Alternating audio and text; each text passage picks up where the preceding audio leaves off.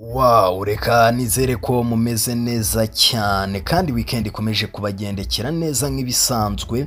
Twagarutse mu makuru yacu abagezweho mu ruganda rw'imyidagaduro ikaze. Ni amakuru dukesha ikinyamakuru cy'igihe mu gihe byari byitezwe ko Meddy agiye gutaramira muri Canada ari kumwe n'abarimo nka Patient Bizimana na Serge Iyamuremye.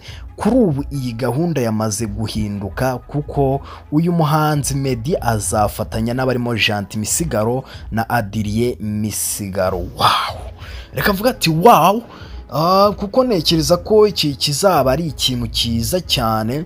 Ibi bitaramo bizaba bikomeye kuko bizaba byahuriyemo sinavuga ko n'ibisiribobo bitatu bizaba byahuye mu ndirimbo zo kuramya no guhimbaza Imana.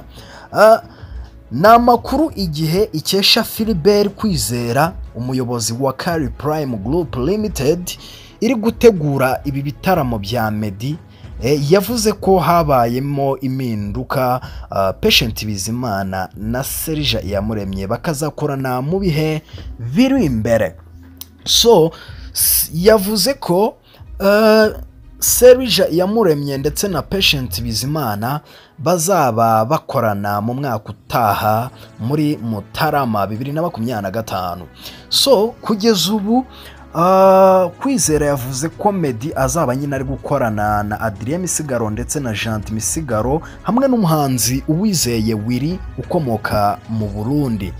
Ibi bitaramo byitezwe ko bizahera mu mujyi nka Montreal ku itariki 14 Ukuboza 2024, hanyuma tariki 15 Ukuboza n'undi bizakomereza mu mujyi wa Toronto, hanyuma ku itariki 21 ni mu mujyi wa Ottawa.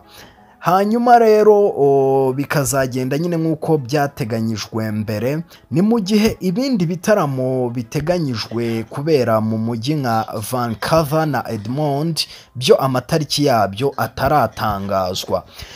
Meddy yaherukaga gukorera igitaramo nk'iki muri leta ya Maine mu mujyi wa Portland mu mpera za Nzeri 2024. So guys, tubashimiye ko mudukurikirana muri benshi, tubashimiye ko mukurikirana ibiganiro byacu umunsi ku munsi.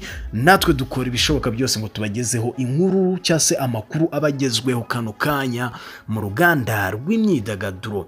So reka tuze kubana mu zindi nkuru ziri buze gukurikiraho hano kuri Bikorwa Official. Bye.